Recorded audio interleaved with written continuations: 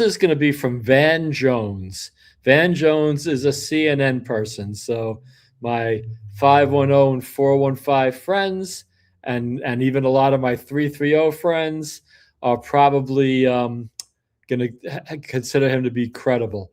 And I think what he does here, he does a really, really good job of being objective. And you probably can't read it off the screen, so I'm going to read it out loud. Again, this is from Van Jones talking about the Michigasse, Minnesota. He says, and I'm reading this right off of his Twitter feed. When we're arguing about ICE, we're not actually arguing about immigration policy. We're arguing about legitimacy, and we're doing it while watching two completely different movies. I spent the last week really listening to the voices on all sides of this conflict. ICE agents, protesters, conservatives, progressives, undocumented families, police officers, government officials. Here's the uncomfortable truth.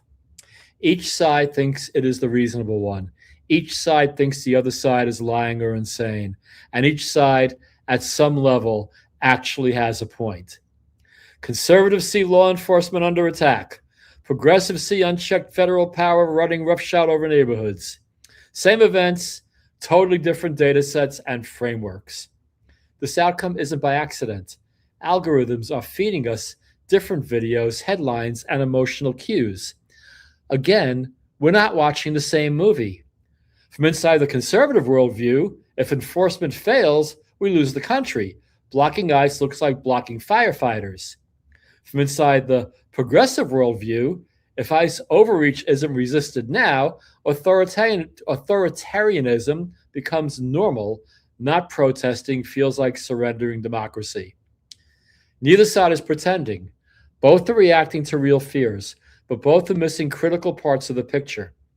Here's a test of good faith when discussing the ICE issue. Can you name the other side's deepest fear in a way they'd agree is fair? Drop your best shot in the comments below.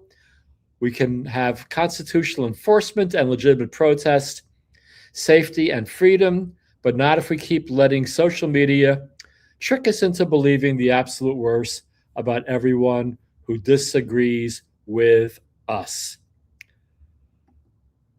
Oops, went the wrong way there. Here we go. So, like most things, the truth is somewhere in the middle.